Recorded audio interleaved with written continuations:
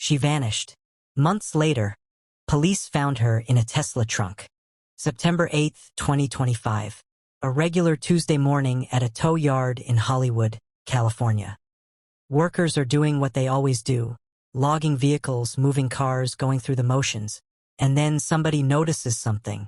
Flies, hovering around a black Tesla in the lot. And a smell. Not roadkill. Not a dead animal nearby. Something worse. One of the workers got closer. And then he stopped. He knew. Police were called. An officer opened the front trunk of that Tesla. And inside was a body bag. Now here's the part that still doesn't sit right with me. The owner of that car wasn't hiding. He wasn't on the run.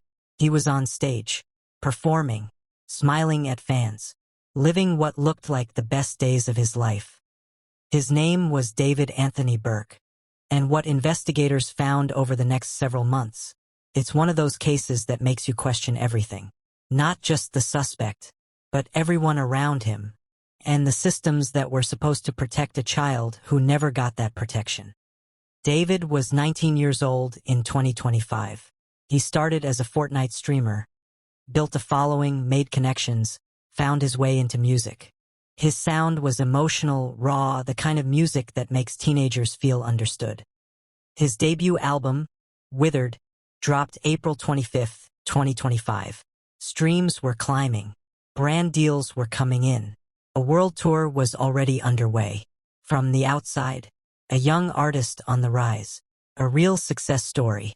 But behind that image was a name most of his fans had never heard. Celeste Hernandez. Prosecutors say David first made contact with Celeste in January 2022. She was 11 years old. Let that number sit for a second. 11. By November 2023, according to prosecutors, the relationship had become sexual. Celeste was 13. David was a legal adult. I don't use the word relationship lightly here, because what prosecutors allege isn't a relationship. It's exploitation. It's abuse. But I want you to understand the full picture of what was happening, because what comes next makes a lot more sense when you understand how long this had already been going on. Over the following months, Celeste disappeared from home multiple times. Her parents reported her missing. Police got involved. They tracked phone records, found David's number, called him. He told them he barely knew her, said he'd only met her once, claimed he had no idea she was a minor. And then, here's the part that genuinely gets me. Law enforcement told him directly, told him her age, told him she was 13 years old. And he continued anyway.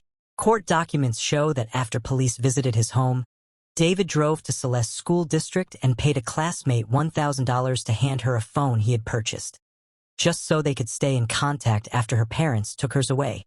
$1,000 to a junior high school student to keep reaching a child. Fast forward to April 22, 2025. Celeste and David exchange texts. The conversation escalates into an argument. According to prosecutors, Celeste threatened to expose everything.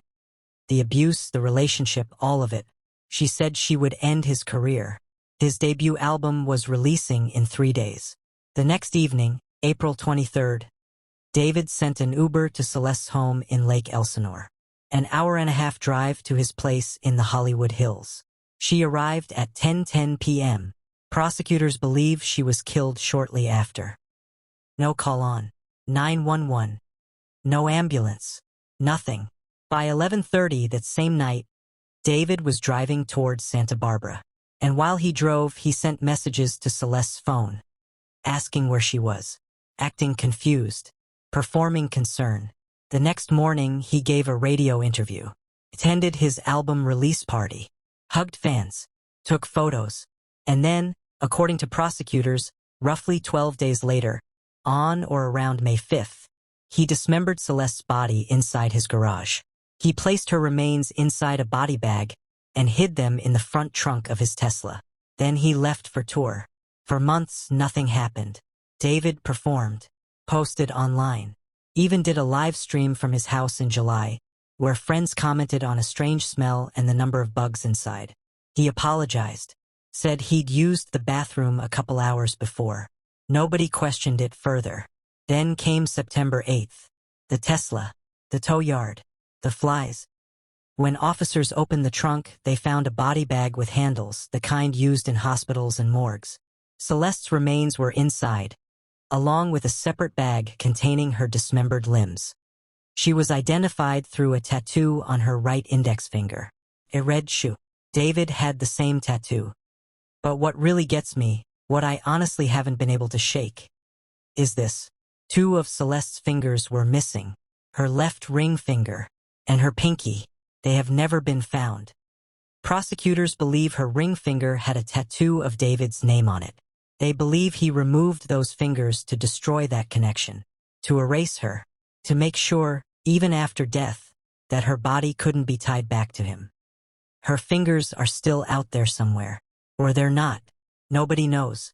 After the discovery, David still wasn't arrested. Months passed.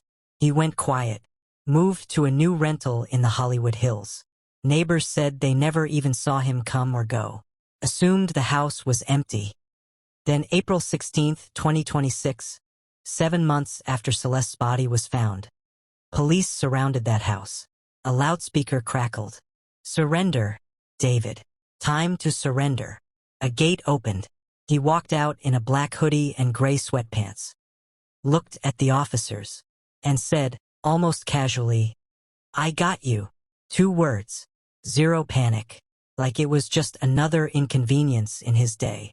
Now here's what I want you to really sit with, because this case is being covered like it's a story about one bad person. And David's alleged actions, if proven, are inexcusable. Full stop.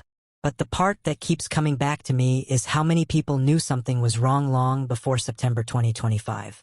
Comments appeared on his TikTok as early as February 2024, publicly naming him, publicly naming Celeste, saying she was 13 years old. A teacher came forward and said he watched Celeste disappear from school, knew she was with a rapper in LA, watched her come back, watched her disappear again. Students at her school knew. People in his online community had suspicions. Reports were filed. And every time, Celeste was classified as a runaway. Not a victim, a runaway. There's a difference. And the system treated those 2 things the same way. Honestly, the detail that stops me every time I think about this case. When investigators found Celeste in that trunk, she still had her braces. She was a kid, a real kid, with a whole life that got taken from her. Not just by one person's actions, but by a chain of missed moments where someone could have stepped in. That's the part of this story that I think deserves just as much attention as the criminal charges. David Anthony Burke is currently charged with first-degree murder with special circumstances, continuous sexual abuse of a child under 14, and unlawful mutilation of human remains. The special circumstances mean the death penalty is on the table. His preliminary hearing was scheduled for June 2026. This case is far from over.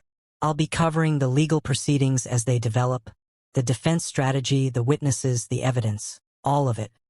But right now, I want to hear from you. What part of this case stands out most to you? Was it the warning signs that went ignored? The timeline? The people around him? Drop your thoughts in the comments. I read every single one. And if you want to follow this case as it moves through the courts, subscribe. Hit the bell.